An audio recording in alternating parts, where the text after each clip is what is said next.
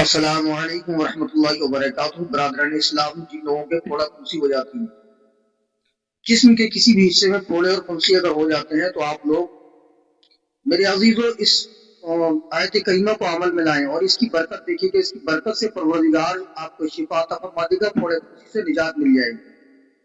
دوستو، اس میں کرنا کیا ہے؟ آپ کو